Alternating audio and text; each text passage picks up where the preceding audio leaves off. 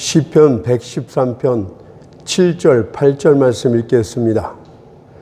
가난한 자를 진투에서 일으키시며 궁핍한 자를 거름 무더기에서 드셔서 방백들 곧 그 백성의 방백들과 함께 세우시며. 아멘. 오늘은 이 본문 말씀을 통하여 거름더미에서 보자로, 이런 제목으로 하나님의 말씀을 살펴봅니다. 거름더미에서 보자로.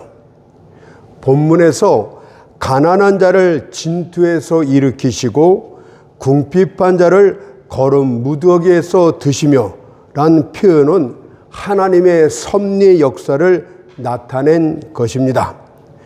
하나님께서는 자신의 작정하심에 따라서 사람의 신분을 각별하게 변화시켜 왔습니다. 최고 위치에 있던 자가 가장 천한 자가 되고, 가장 천한 자가 최고 지위에 오르게 되는 섭리의 증거는 얼마나 많습니까? 이것을 주 예수께서는 마태복음 19장 30절에서 말씀을 하십니다. 먼저 된 자로서 나중되고 나중된 자로서 먼저 될 자가 많으니라. 또한 솔로몬 역시도 전도서 10장 9절에서 주객이 바뀌게 되는 역사가 있을 것도 말씀합니다. 종들은 말을 타고 방백들은 종처럼 땅에 걸어 다니는 도다 라고 했습니다. 현 시대를 보게 되더라도 최고 통치자가 보좌를 박탈당하기도 하며, 그 반대로 가난에 찌든 자가 권좌에 오르는 경우도 많습니다. 이처럼 하나님의 통치 섭리는 인간의 가문과 문벌을 조롱하기도 하시며 인간들이 자랑하는 모든 영예와 위엄을 망가뜨리기도 하십니다. 또한 반대로 만일 하나님의 섭리가 돋기만 한다면 오두막에서 왕국으로 등극하는 것은 너무도 쉽습니다. 따라서 우리는 본문의 사실을 통하여 여호와만이 만물의 통치권자이시다, 이런 교훈을 먼저 살펴보도록 하겠습니다. 첫 번째 교훈은 여호와 한 분만이 만물의 지배자이시다. 시편 103편 19절을 보니까 여호와께서 그 보좌를 하늘에 세우시고 그 정권으로 만유를 통치하시도다 라고 선포를 했습니다. 하나님께서는 모든 피조물에 대하여 무한한 절대 주권을 가지고 계십니다. 우리는 모든 일들 가운데서 하나님을 발견할 수 있지 않습니까? 불타오르는 해성을 이끄시는 큰일에서나 개똥벌레의 반딧불 같은 작은 일 가운데서도 하나님의 통치 손길을 보게 됩니다. 또한 우리는 모든 사건 속에서도 하나님을 발견합니다. 침략자들이 거리를 피바다로 만들 때뿐 아니라 평화의 고요가 흐르는 곳에서도 하나님만이 주권자이셨음을 발견케 됩니다. 진실로 하나님께서는 이름만 왕이 아니라 실제적인 왕이 되심을 선포를 하십니다. 그렇다면 여러분들의 유한한 이성들을 가지고 이해할 수 없는 하나님의 섭리에 대하여 함부로 말하지 맙시다. 왜냐하면 인간의 무가치성에 대하여 하나님이 이렇게 말씀하셨습니다. 다니엘서 4장 39절을 보니까 땅의 모든 거민을 없는 것 같이 여기시며, 인간은 절대자 하나님 앞에 없는 것 같은 존재입니다. 그런데 하나님의 허락한 모습대로 살아가는 인생들이 어떻게 하나님을 판단할 수 있단 말입니까? 여러분은 아무것도 아닌 자이지 않습니까? 그런데 모든 것이 되시는 절대 주권자를 어떻게 판단하고 있는 것입니까? 뿐만 아니라 그분의 성품에 대해서도 비난하거나 의심을 품지 맙시다. 왜냐하면 그분의 보좌는 흠없는 성결과 비난할 여지가 전혀 없는 공의와 변함없는 성실과 놀라운 자비와 넘치는 사랑으로 정돈되어 있기 때문에 악한 인생들은 그분의 판단을 절대 왈가왈부할 수 없습니다. 시편 89편 14절을 보니까 의와 공의가 주의 보좌의 기초라. 인자함과 진실함이 주를 앞서 행하시나이다. 공의와 사랑으로 인간들을 주장하고 계십니다. 때문에 만일 그분의 통치에 대하여 교만스럽게 말하는 미친 자들이 있다면 그들은 이런 대답을 들어야 될 것입니다. 너희는 잠잠할지어다. 그리하면 여호와가 하나님이신 줄 알지어다. 섣부르게 입을 열지 말고 조용히 기다리며 끝을 바라보십시오. 그분은 공의와 사랑이 어우러진 절대 주권자, 우리의 주인이 되십니다. 다음으로 두 번째 살펴볼 내용은 본문에서 섭리는 고정된 것이 아니라 변화하는 것이라고 했습니다. 가난한 자는 계속 가난해 있고 궁핍한 자는 계속 거름 무더기에 있다고 하지 않고 일으키신다, 들어 올리신다, 방백들과 함께 놓아두신다고 말씀하고 있기 때문에 하나님의 통치 섭리는 고정된 것이 아니라 변화하는 것이다. 얼마나 하나님과 한편이 되어야 되는가를 말씀하고 계십니다. 세상이 말하는 운명은 이렇게만 말합니다. 그 일은 그렇게 될 수밖에 없도록 정해져 있기 때문에 그렇게 된 것이다. 그것은 결코 바뀔 수 없다. 인간이 말하는 숙명론, 운명은 이런 것들입니다. 얼마나 부정적인 요소만 가득합니까? 우리는 수고해봐야, 노력해봐야 소용이 없어. 처음부터 흙수저인데 어떻게 그런 것이 가능해? 인간들이 말하는 그런 우스개 얘기에 불과합니다. 오늘 섭리는 뭐라고 말합니까? 그 일은 필연적으로 그렇게 되어야 되는 것이 아니다. 지금 있는 모든 일들은 합력하여서 선을 이루는 방향으로 나아갈 수 있느니라. 힘을 내라. 긍정적인 생각을 가지라고 말씀하고 있지 않습니까? 섭리는 진실로 능동적이고 긍정적입니다. 이것은 좋은 말을 하기 위함이 아니라 절대 주권자, 우리를 창조하시고 우리를 통치하시는 하나님의 통치 섭리가 그렇다는 뜻입니다.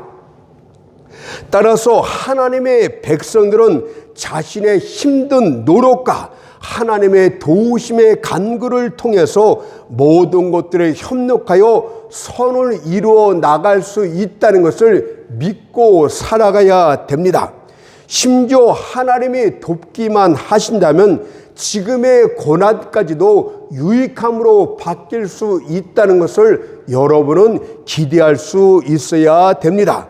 그것을 로마서 8장 28절이 말합니다. 우리가 알거냐? 여러분들이 믿음으로 세상을 진실되게 보면 압니다.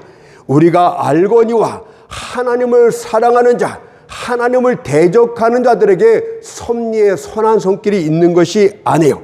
하나님을 사랑하는 자, 곧 그 뜻대로 부르심을 입은 자들에겐 모든 것이 합력하여 악이 아니라 선을 이루느니라고 말씀하셨기 때문입니다.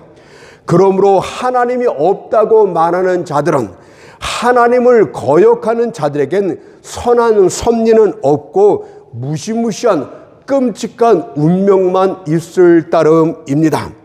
에스겔 선지자는 환상 중에 하나님의 섭리를 에스겔 1장 16절에서 박쥐영상 모양으로 봅니다. 이는 하나님께서 우리 눈높이에 맞춰 계시해 주신 자애로운 표현이라 할 수 있겠습니다. 그렇다면 이제 여러분들의 눈을 바퀴 둘레의 한 점에 주목해 보도록 하십시오. 그러면 바퀴가 회전하면서 그 한 점은 공기 중으로 높이 올라갔다가 다시 밑으로 내려와 진흙탕 속에 처박히는 것을 보게 됩니다. 이것이 바로 하나님의 통치 섭리의 바퀴이고 여러분들의 인생살이라는 것을 말씀합니다. 여러분의 인생살은 고정된 것이 아니라 변화합니다. 그래서 우리는 하나님의 섭리를 이해할 수 없는 것, 도저히 납득할 수 없는 것, 인간의 판단으로는 알 수 없는 것, 이렇게 계시를 하고 있습니다. 그렇다면 지금 낙담과 낙심 속에 있는 여러분이요, 지금 진토와 거름더미에 던져진 여러분이요, 어찌하여 모든 것을 체념한 채 그렇게 슬퍼만 하고 있는 것입니까? 그 자리에서 힘을 내야 되지 않겠습니까? 여호와가 합력할 수 있도록 도우심을 간구해야 되는 것이 아닙니까? 비록 지금은 머리를 어디에 둬야 할지 모를지라도 만일 하나님이 합력하시기만 하면 여러분도 방백들과 함께하는 높은 자리에 오를 수 있습니다. 여러분의 노력도 중요하지만 본질은 하나님이 함께 하시느냐, 절대 주권자의 섭리가 여러분들을 좋은 방향으로 인도하기 시작하셨는가, 그런 방향으로 돌아가고 있는가, 이것이 여러분의 인생사를 결정합니다. 섭리는 고정된 것이 아니라 돌고 있다고 분명히 말씀을 드렸어요. 만일 여러분이 지금껏 파란만장한 인생을 살아왔다면 인생은 결코 고정된 것이 아니라 변화하고 있다는 것을 여러분 스스로가 깨닫게 될 줄 믿습니다. 여러분의 인생의 수레바퀴는 저절로 돌아가는 것이 아니라 힘센 천사들에 의해서 돌아가고 있음을 성경이 말했어요. 에스겔 1장 13절 19절을 보세요. 또 생물의 모양은 숯불과 횃불 모양 같은데 생물이 행할 때에 바퀴도 그 곁에서 행하고 생물이 땅에서 들릴 때에 바퀴도 들려서 그 힘센 생물 그룹 천사들이 섭리의 수레바퀴를 하나님의 지시와 명령을 받고 돌리고 있다는 사실을 알지 못하십니까? 성경 곳곳에 천사들이 내려와서 역사의 극한적인 상황으로 바뀌는 역사도 있었다는 것을 알지 못하십니까? 그리고 여러분을 돕는 수호의 천사가 있다는 것도 신약이 말하고 있지 않습니까? 그러니 하나님을 믿는 여러분요, 섭리의 절대 주권자 하나님을 꼭 의지하도록 하십시오. 그분이 함께 하시기만 하면 할 수 없다가 얼마든지 할 수 있다가 될 수 있습니다. 비록 오늘은 세상 모든 사람들이 여러분을 향해 저를 십자가에 못 박으소서, 저를 죽이소서 이렇게 비난하고 있을지 모르겠지만 내일이 되면 호산나 하고 찬양할 수 있게 된다는 것이 바로 인생 섭리 가운데 있는 하나님 백성들의 인생사가 되겠습니다. 그렇다면 과연 하나님이 우리 편이신데 누가 감히 우리를 대적할 수 있겠습니까? 우리에게 대항하는 세력들이 강하다 할지라도 무적의 왕 하나님께서 그들을 패주시킬 줄 믿습니다. 그러니 낭망치 말고 왕 대신 하나님 앞에 머리를 숙일 자는 믿음의 겸손함을 갖도록 합시다. 가장 겸손한 마음과 경외심으로 그분을 경배하도록 합시다. 왜냐하면 마지막 날 하나님의 구원 역사가 이루어지는 그날에 모든 성도들이 외치는 노래가 하나님의 절대 통치를 외치고 있었음을 요한계시록을 통해서 볼 수가 있게 됩니다. 계시록 19장 6절 7절 모든 구원의 역사가 끝났을 때 그들은 자신의 인생 가운데서 하나님의 통치하심이 나를 구원하셨다, 이런 찬양을 했습니다. 내가 들으니 허다한 무리의 음성도 같고 많은 물소리도 같고 큰 뇌성과 같아서 가로되 할렐루야, 주 우리 하나님 곧 전능하신 이가 통치하시는도다. 우리가 즐거워하고 크게 기뻐하며 그에게 영광을 돌리세. 어린 양의 혼인 기약이 이르렀으니. 그들은 영적인 최고의 구원 역사뿐만이 아니라 인생사의 크고 작은 일들 가운데서 자신들이 승리할 수 있었던 것이 전능하신 이가 통치하시고 다스렸기 때문이라고 고백하며 소리내어 찬양을 했습니다. 이제 마지막 살펴볼 내용은 섭리의 절대 주권성입니다. 섭리가 절대 주권을 갖고 있지 못하면 섭리는 바뀔 수 있습니다. 그러나 다니엘서 4장 35절을 보세요. 하늘의 군사에게든지 땅의 거민에게든지 그는 자기 뜻대로 행하시나니, 자기 뜻대로 모든 일을 행하신대요. 그렇다면 우연이란 존재하지가 않습니다. 마치 회리마름에 날리는 먼지처럼 제멋대로 일어나는 사건은 단 한 개도 없다는 것을 여러분들은 믿고 하나님이 모든 지극히 작은 일 하나까지도 살피고 계시는구나, 이것을 알아야 됩니다. 본문에서 하늘의 군사에게든지 그는 자기 뜻대로 행하시나니 이렇게 말씀하셨어요. 하늘의 군사라는 무슨 뜻입니까?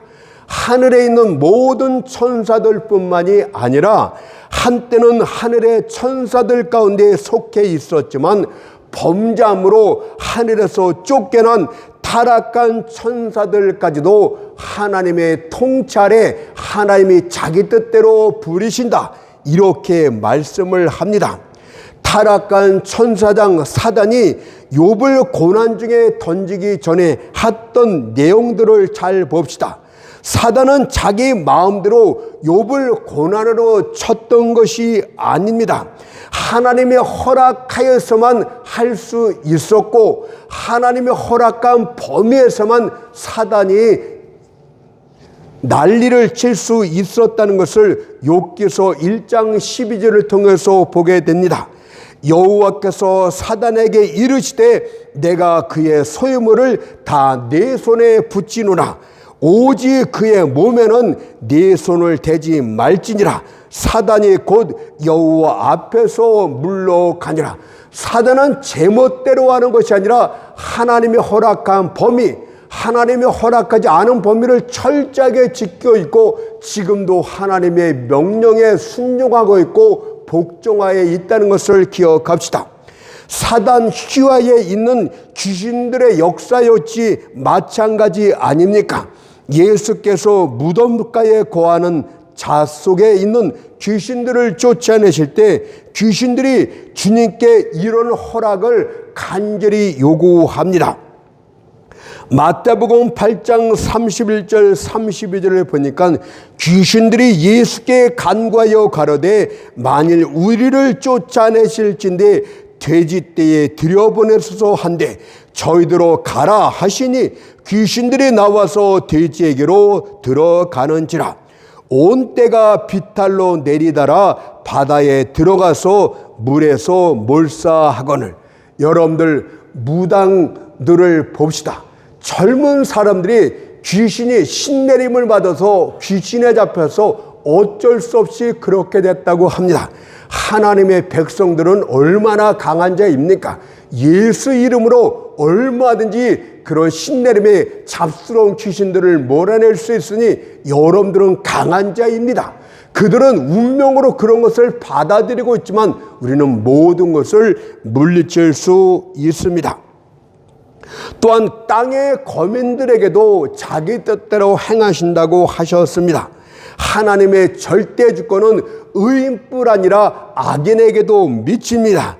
땅의 거민들, 이 말은 예수를 믿고 새롭게 된 마음을 가진 의인들뿐 아니라 불의한 자들에게도 포함이 되는 것입니다. 하나님은 인간을 자유로운 존재로 만드셨어요. 그들에게 자유의지를 주고 자신들이 원하는 것을 자유롭게 할 수 있도록 하셨습니다. 지금도 그 창조 섭리는 변함이 없습니다. 그럼에도 불구하고 하나님을 거역하는 자들이 악행으로 하나님을 거역하고 하나님을 대적한다 할지라도 하나님은 우리들이 결코 알 수 없는 방법을 통해서 하나님의 뜻만이 이루어지게 주장하고 있다는 것을 여러분은 믿어야 됩니다. 잠언서 19장 21절에 보니까 사람의 마음에는 많은 계획이 있어도 오직 여호와의 뜻이 완전히 서리라. 이럴 때 여러분들은 우연이다, 재수없다 이런 얘기를 하는데, 여러분들이 아무리 악한 일을 도모한다 할지라도 하나님은 여러분들을 비웃고 자기 뜻이 이루어지게 모든 사건들, 모든 상황들을 맞춰 나가십니다. 심지어 세상 왕들의 마음까지도 하나님이 주장하신다고 하셨습니다. 잠언서 21장 1절을 보니까 왕의 마음이 여호와의 손에 있음이 마치 보의 물과 같아서 그가 임의로 인도하시느니라. 보의 물이란 농부가 논의 물길을 삽으로 이리저리 방향을 바꾸는 것 아닙니까? 하나님께서는 세상 왕들의 마음을 자기 뜻대로 임의로 주장하고 자기 의도대로 이끌어 가십니다. 때문에 하나님의 섭리는 그분 뜻대로만 이루어지는 절대 섭리가 되겠습니다. 누구도 하나님의 섭리를 거역하거나 중단할 수가 없습니다. 만일 어떤 인생이 하나님의 통치에 반역을 하게 된다면 그것은 마치 왕교가 바람에 대항하는 것 같고 삼배가 맹렬한 불꽃과 싸우는 것처럼 완전한 패배만 있을 따름입니다. 그래서 이사야 선지자가 대적들에게 이렇게 경고를 합니다. 이사야 27장 4절에 보니까 진려와 형극이 나를 대적하여 싸운다 하자 내가 그것을 밟고 모아 불사리라. 그렇다면 본문에서 하나님의 섭리의 선택을 받은 대상자들은 과연 누구입니까?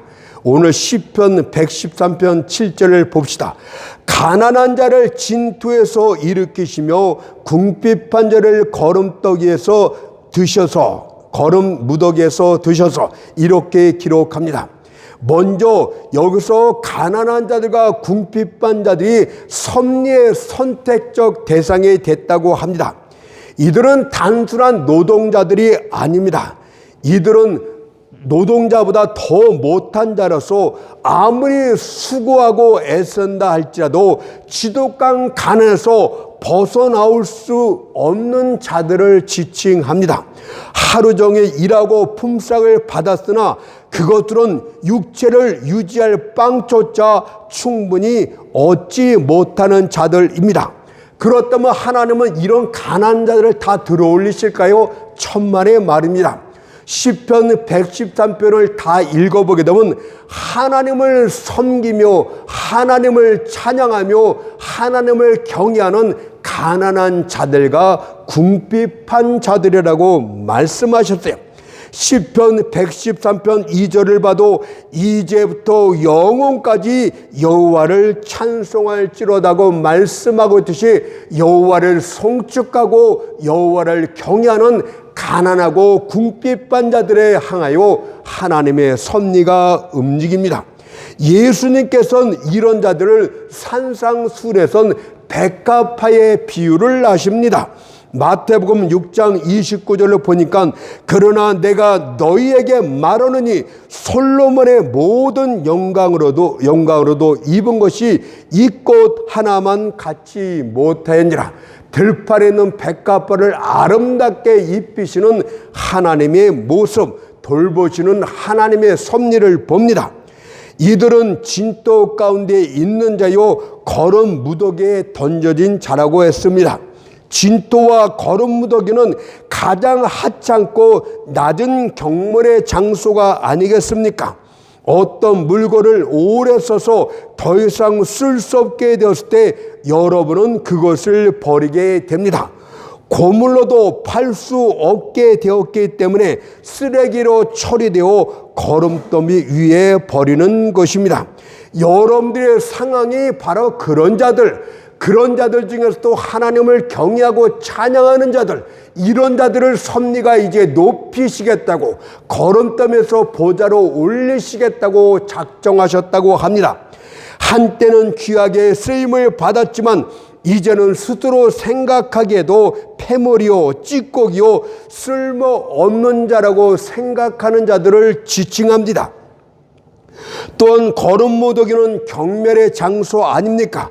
경멸은 어떤 것에 대한 조롱을 뜻합니다. 사람들이 여러분들을 보고 이제 저들은 아무 쓸모도 없는 유익함이 없는 자들아, 거름 무더기 위에 던지는 것조차도 과분하다고 조롱하고 멸시를 합니다. 그러나 하나님은 이런 자들을 거름더미에서 일으키사 방백들과 함께 높은 자리에 앉히시겠다고 성경을 통해서 우리에게 천명하십니다. 그러니 상한 갈대 같은 여러분이요, 꺼져가는 등불 같은 여러분이요, 하나님은 결코 여러분들을 꺾거나 끊지 않으십니다. 사람들은 여러분이 가난하고 쓸모없는 자가 되면 여러분을 버리거나 떠납니다. 검은 새 옷이 더러운 갈색으로 바뀌게 되면 사람들은 눈길조차 주지 않습니다. 식탁에 마주 앉아 관단 호의를 베풀 때는 동료로 여기지만 여러분들이 그들의 문을 두드리고 궁핍한 시기에 도움을 청하면 가을 낙엽처럼 여러분들 곁을 떠나는 것이 인생들입니다. 그러나 하나님께서는 여러분이 노인이 되고 쓸모없는 자로 전락했다 할지라도, 사람들에게 멸시와 조롱거리가 되었다 할지라도 여러분을 버리거나 떠나지 않을 것임을 말씀합니다. 이사야 49장 15절 16절을 읽어볼게요. 여인이 어찌 그 젖먹는 자식을 잊겠으며 자기 태에서 난 아들을 긍휼히 여기지 않겠느냐. 그들은 혹시 잊을지라도 나는 너를 잊지 아니할 것이라. 내가 너를 내 손바닥에 새겼고 너의 성벽이 항상 내 앞에 있나니. 실제로 여러분의 눈을 주변으로 돌려 과연 그리스도를 신실하게 믿었던 자가 말년에 수치를 당게 된 경우가 있는가를 살펴보십시오. 과연 그의 신실한 백성들 중에 단 한 명이라도 버림받고 시험 가운데서 지킴을 받지 못한 자가 있는가를 살펴보십시오. 그런 자가 있다면 지옥의 악마들이 다 웃지 않겠습니까? 저놈을 봐라. 하나님을 신실히 믿었지만 버림받지 않았느냐. 하나님을 믿었지만 속은 자로다. 이렇게 비웃지 않겠습니까? 하나님은 자신이 그런 말을 절대 듣지 않으십니다. 실제로 여러분들이 지금껏 겪어왔던 물 같은 시험, 불 같은 시험 가운데 하나님이 어떻게 하셨습니까? 그냥 내버려 두었습니까? 지금 이 자리까지 온 것들을 보게 되면 하나님의 도우심과 하나님의 손길이 있었다는 것을 알게 될 줄 믿습니다. 그렇다면 더 이상 하나님의 선하신 섭리에 대해서 검은 의심을 품지 마십시오. 하나님의 주권적인 통치를 크게 찬양하십시오. 아직 하나님의 통치가 끝나지도 않았는데, 과정 중인데 이는 다 나를 해롭게 하는 것이로다. 섣불리 야곱처럼 말하지 마십시오. 훗날에 그의 아들 요셉이 국무총리가 되어 돌아올 때 여러분들은 부끄러움 중에 이는 다 나를 이롭게 하는 것이었구나, 이렇게 고백할 것이기 때문입니다.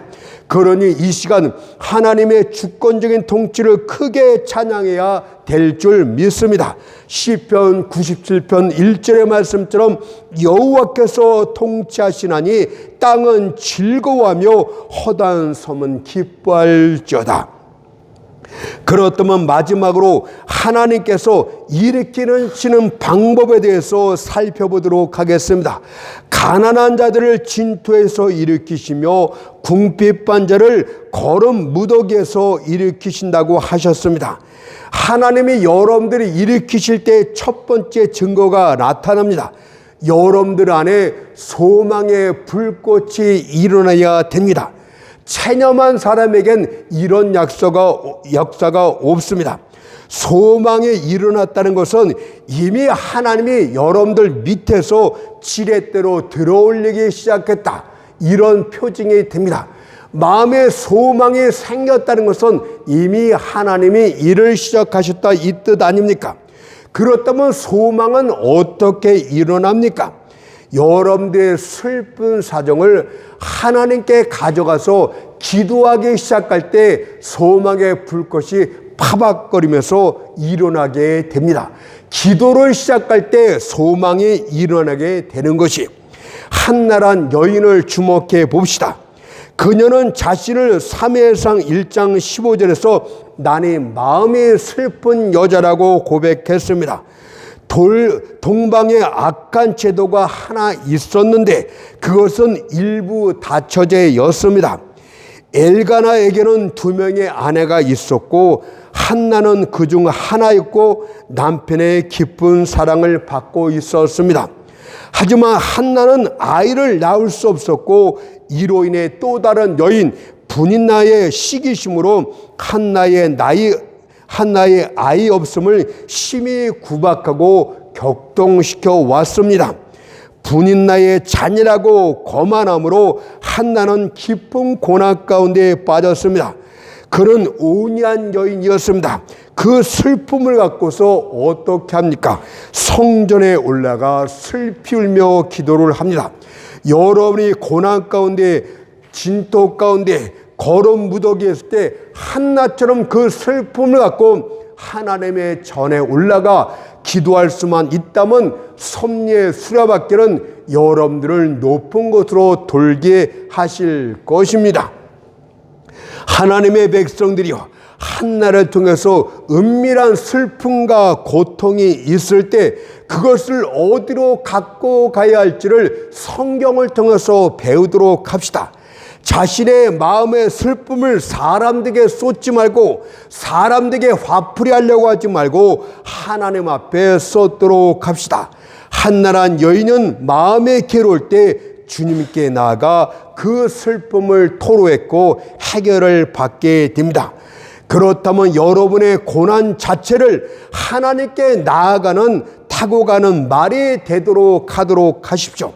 그녀는 슬픔 중에 기도하고 엘리 제사장의 일을 보고 다음 같은 위로를 합니다. 사무엘상 1장 17절을 보니까 편안히 가라. 이스라엘의 하나님이 너의 기도하여 구한 것을 허락하시기를 원하라. 이 늙은 엘리 제사장이 이런 말을 한 것을 성경에 기록한 것은 여기에 깊은 의미가 있지 않습니까? 비록 엘리 제사장은 시원치 못한 자라 할지라도 그런 군더더기를 다 빼게 되면 하나님의 말씀이 되는 것이, 평안히 여러분들의 생각과 마음을 주장할 때 너의 기도한 것을 허락하시기를 원하라. 하나님이 그것을 받고 응답하시겠다는 것을 성경에서 말하고 있지 않습니까? 실제로 그가 내려갔을 때 엘가나와 동침하였고 한나가 아이를 가졌음을 말씀하십니다. 사무엘상 1장 19절 20절을 보세요. 엘가나가 그 안에 한나와 동침함에 여호와께서 그를 생각하신지라. 한나가 잉태하고 때가 이름에 아들을 낳아 사무엘이라 이름하였으니 이는 내가 여호와께 그를 구하였다. 바로 구한 것을 받게 되었다. 이 이름이 사무엘 아닙니까?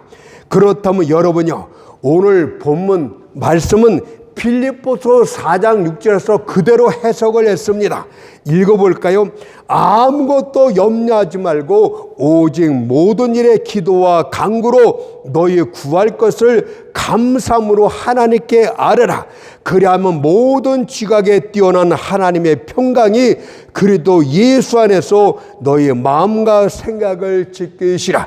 여러분의 염려, 여러분의 고통, 여러분의 슬픔을 하지 말고 기도와 간구로 감사함으로, 원망과 불평을 하지 말고 감사함으로 섭리를 주장하시는 하나님께 구하라. 그러면 지각에, 모든 지각에 뛰어난 하나님의 평강이 여러분들 마음 가운데 임하게 되면 이미 하나님이 들으셨다, 이것을 말씀합니다. 여러분의 현재 상황이 가난과 궁핍 가운데 있습니까? 진토와 거름더미가 현재 상황입니까? 그렇다면 하나님의 섭리의 하나님을 믿고 그 문제를 하나님께 가지고 나가도록 하십시오. 그로써 마음의 평안을 되찾았다면 이제 여러분도 새 노래를 부르도록 하십시오. 새로운 승리를 얻게 되었을 때, 새로운 상황이 도래했을 때 우리가 새 노래를 부르는 것은 당연하지 않겠습니까? 미리암의 손에 소고를 잡고 애국 군대를 홍해에 수장시킨 하나님께 새 노래를 이렇게 불렀습니다.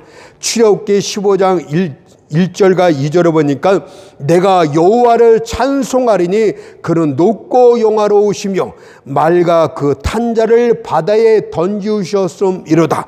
여호와는 나의 힘이요 노래시며 나의 구원이시로다. 그렇다면 이제 우리도 거름무더기에서 보좌로 높여주실 하나님께 새 노래로 찬양하도록 합시다. 2026년에는 거름 무더기에서 보좌로 올리시는 하나님을 크게 찬양하도록 합시다. 오늘 시편 113편 1절과 7, 8절 읽고 마치겠습니다. 할렐루야, 여호와의 종들아 찬양하라. 여호와의 이름을 찬양하라. 가난한 자를 진토에서 일으키시며 궁핍한 자를 거름 무더기에서 드셔서 방백들 곧 그 백성의 방백들과 함께 세우시며 아멘.